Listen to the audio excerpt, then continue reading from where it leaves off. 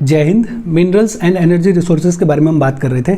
इससे पिछले वाले सेशन में हमने आयरन ओर के बारे में पढ़ा था, मैग्नीज के बारे में बात की थी, कॉपर के बारे में पढ़ा था और फाइनली बॉक्साइट के बारे में बात की थी। आज हम सबसे पहले पढ़ने वाले हैं नॉन मेटेलिक मिनरल्स के बारे में।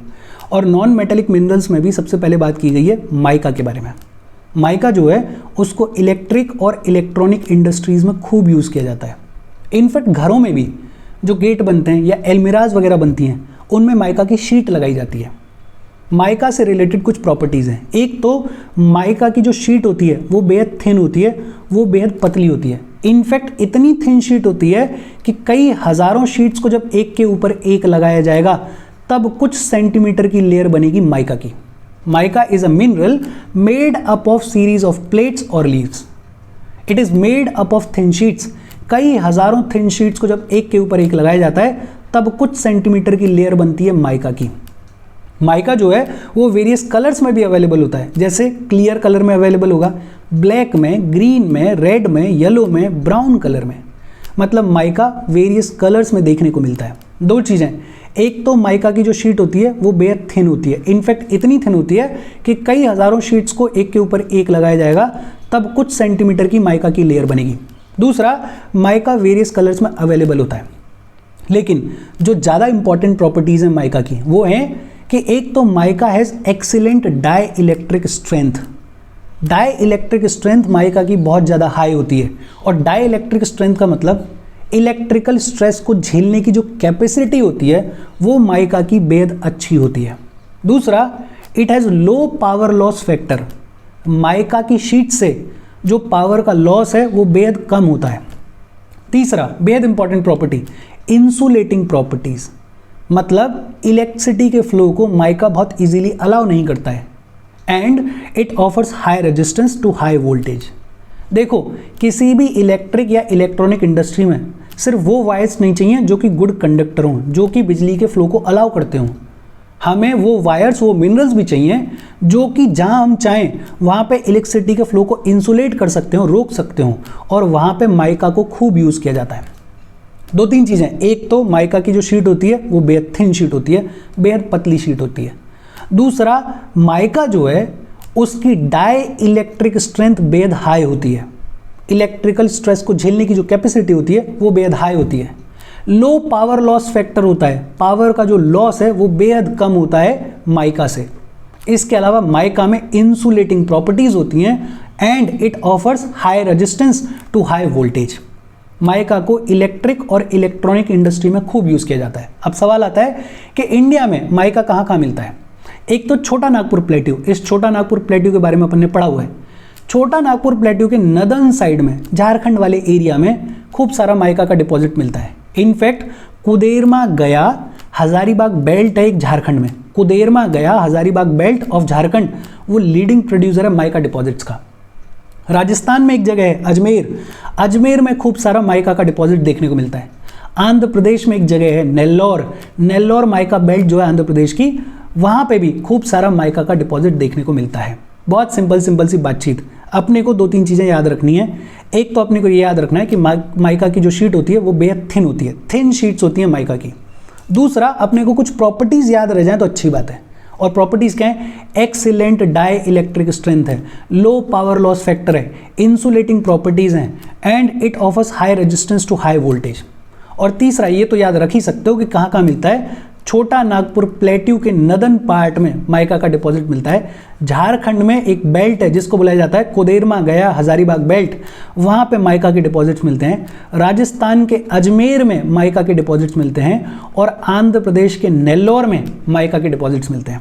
ये जो माइका के डिपॉजिट्स हैं ये शायद मैप में दे रखे हैं, उसको अपन देख लेते हैं। देखो, हाँ, ये जो स्टार से दिखाए गए हैं वो माइका के डिपॉजिट्स हैं। इधर अगर देखोगे तो नेल्लौर, आंध्र प्रदेश में नेल्लौर है, यहाँ पे माइका के खूब सारे डिपॉजिट्स मिलते हैं।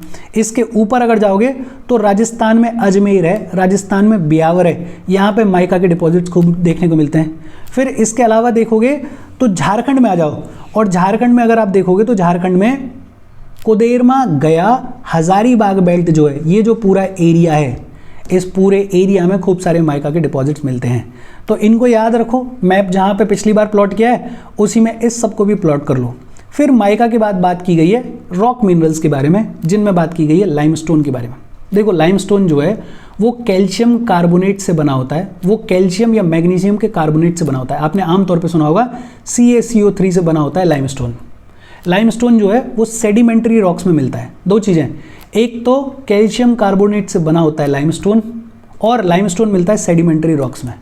सीमेंट इंडस्ट्री के लिए बेसिक रॉ मटेरियल है लाइमस्टोन। लाइमस्टोन के बिना सीमेंट इंडस्ट्री फंक्शन कर ही नहीं सकती है, बिकॉज आयरन ओर की स्मेल्टिंग के लिए लाइमस्टोन को यूज़ किया जाता है।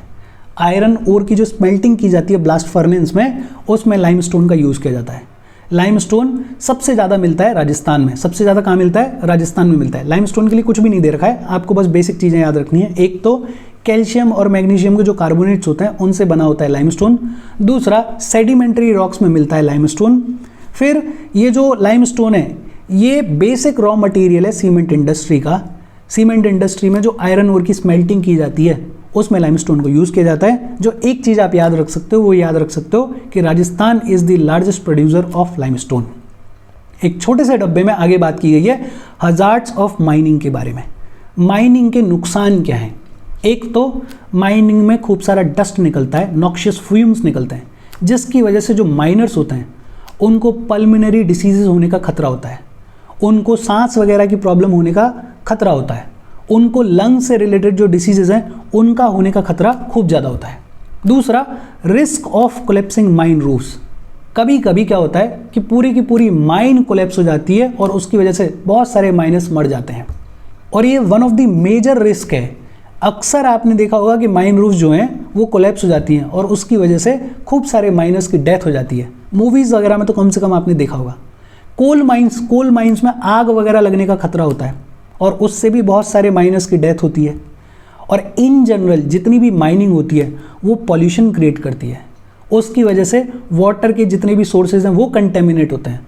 उसकी वजह से आसपास की जो लैंड है वो डिग्रेड होती है, आसपास की जो सॉइल है वो डिग्रेड होती है। तो अगर कोई हजार्ड्स ऑफ माइनिंग की बात करें तो एक तो डस्ट वगैरह की वजह से बहुत सारे पल्मोनरी डिसीजेज होने का खतरा रहता है। जितने भी माइनर्स हैं उनको लंग्स वगैरह, उनको अस्थमा वगैरह की डिसीजेज होने का खतरा रहता है। दूसरा, रिस्क ऑफ कोलैप्सिंग माइंस। जो माइन की रूफ है वो कोलैप्स हो जाती है और उसकी वजह से माइनर्स की डेथ होने का खतरा रहता है। कोल माइंस वगैरह में आग लगने का खूब सारा खतरा रहता है।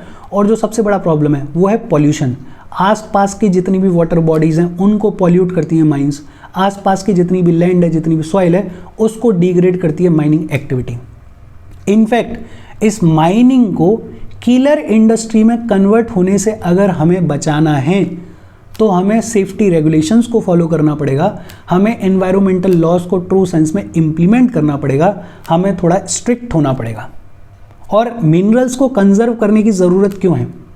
बिकॉज हमें ये तो पता है कि हमारे डेवलपमेंट के लिए इंडस्ट्रीज़ का बड़ा इंपॉर्टेंट रोल है, हमारे डेवलपमेंट के लिए एग्रीकल्चर का बड़ा इंपॉर्टेंट रोल है, और ये इंडस्ट्री, ये एग्रीकल्चर, ये मिनरल डिपॉजिट्स के ऊपर डिपेंडेंट है।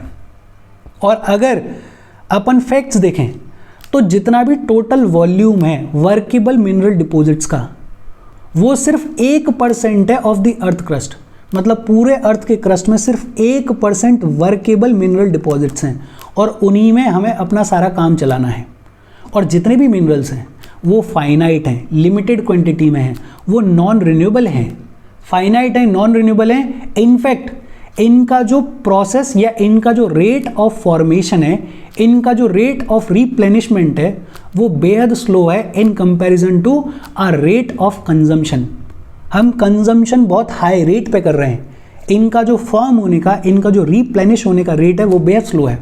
हम कंज्यूम कर लेते हैं साल भर में, 2 साल में, लेकिन इनको फॉर्म होने में लगते हैं मिलियंस ऑफ ईयर्स। तो अगर एक बार ये ख़त्म हो गए, क्योंकि ये फाइनाइट हैं, क्योंकि ये नॉन रिन्यूएबल हैं, अगर एक बार ये ख़त्म हो गए तो अर्थ के ऊपर हमारा जो लाइफस्टाइल है, हमारा जो सर्वाइवल है वो डिफ़िकल्ट हो जाएगा। बिकॉज हमारी इंडस्ट्रीज़, हमारा एग्रीकल्चर, हमारे बॉडी में जो हम फूड कंज्यूम कर रहे हैं उसमें जो मिनरल्स की इंपॉर्टेंस है वो बेहद ज़्यादा है। और इसलिए हमें मिनरल्स को कंजर्व करने की ज़रूरत है। और मिनरल्स को कंजर्व कैसे किया जा सकता है? एक तरीका तो ये हो सकता है कि हम इम्प्रूव्ड टेक्नोलॉजीज़ को यूज़ करें, अच्छी से अच्छी टेक्नोलॉजी को यूज़ करें, ताकि कम से कम वेस्टेज में ज़्यादा से ज़्यादा मिनरल को यूज़ किया जा सके। ताकि अगर कोई लो ग्रेड का ओर है तो उसको लो कॉस्ट पे एक्सट्रैक्ट किया जा सके और उसमें से ज़्यादा मिनरल को एक्सट्रैक्ट किया जा सके। तो एक तो हम क्या कर सकते हैं, इम्प्रूव्ड टेक्नोलॉजीज़ के ऊपर फोकस करें। दूसरा, रिसाइकलिंग के ऊपर फोकस करें। जितना भी जो भी मेटल है, जो भी मिनरल है, उसको जितनी बार जितना ज़्यादा यूज़ किया जा सकता है उतना ज़्यादा यूज़ करें। स्क्रैप मेटल्स को यूज़ करें। बहुत सारे लोग आयरन वगैरह ऐसे ही फेंक देते हैं, उनको कबाड़े में पटक के रखते हैं। उस स्क्रैप मेटल को यूज़ किया जा सकता है, उसको रिसाइकल किया जा सकता है। और कोशिश करें कि मिनरल्स के अलावा उनकी जगह पे अगर कोई अदर सब्सटीट्यूट्स यूज़ किए जा सकते हैं तो उनको यूज़ करने की शुरुआत करें। देखो एक बार फिर से देख लेते हैं जो भी अपन ने सब कुछ पढ़ा है। एक तो हमने बात की माइका के बारे में। माइका थिन शीट से मिलकर बना होता है और माइका की जो इंपॉर्टेंट प्रॉपर्टीज़ हैं, इसमें एक्सीलेंट डाइइलेक्ट्रिक स्ट्रेंथ होती है, लो पावर लॉस फैक्टर होता है, इंसुलेटिंग प्रॉपर्टीज़ होती हैं and it offers high resistance to high voltage. कहाँ कहाँ मिलता है माइका? माइका मिलता है छोटा नागपुर प्लेट्यू के नदन एज पे। माइका मिलता है झारखंड में कोदेरमा, गया, हजारीबाग बेल्ट में। अजमेर राजस्थान में माइका मिलता है और आंध्र प्रदेश के नेल्लौर में खूब सारा माइका का डिपॉजिट मिलता है। फिर हमने लाइमस्टोन के बारे में पढ़ा और लाइमस्टोन बना होता है CaCO3 से, कैल्शियम कार्बोनेट से, कैल्शियम या मैग्नीशियम के कार्बोनेट से। ये लाइमस्टोन कहाँ आकर होता है? सेडिमेंट्री रॉक्स में आकर होता है। सीमेंट इंडस्ट्री के लिए बेसिक रॉ मटेरियल है। बेसिकली सीमेंट इंडस्ट्री में जो आयरन ओर की स्मेल्टिंग की जाती है ब्लास्ट फर्नेस में, वहाँ पे लाइमस्टोन को यूज़ किया जाता है। लाइमस्टोन के मामले में लार्जेस्ट प्रोड्यूसर कौन है? Rajasthan is the largest producer. फिर हमने बात की हजार्ड्स ऑफ माइनिंग के बारे में। हजार्ड्स क्या है? डस्ट वगैरह रिलीज होती है जिसकी वजह से माइनर्स को पल्मोनरी डिसीजेज होने का खतरा रहता है। Risk of collapsing mine roofs, उसकी वजह से बहुत सारे जान माल की हानि होने का खतरा रहता है। कोल माइंस वगैरह में फायर्स वगैरह लगने का खतरा रहता है। और फिर जो सबसे बड़ा प्रॉब्लम है वो है पॉल्यूशन।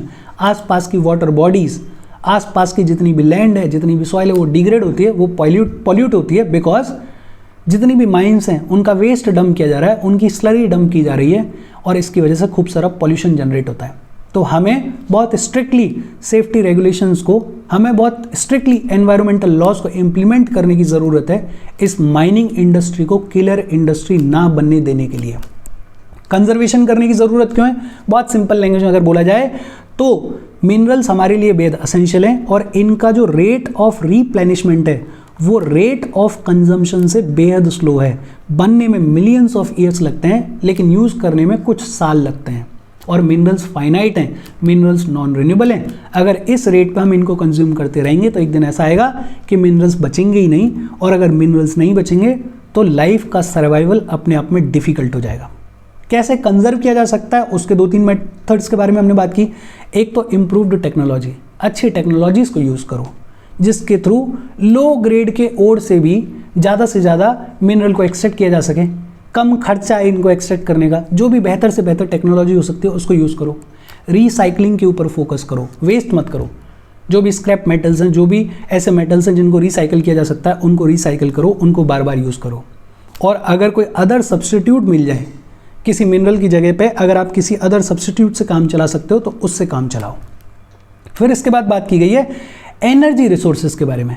और एनर्जी आपको पता है दुनिया भर में जितनी भी एक्टिविटीज़ हो रही हैं उन सब एक्टिविटीज़ को करने के लिए एनर्जी चाहिए।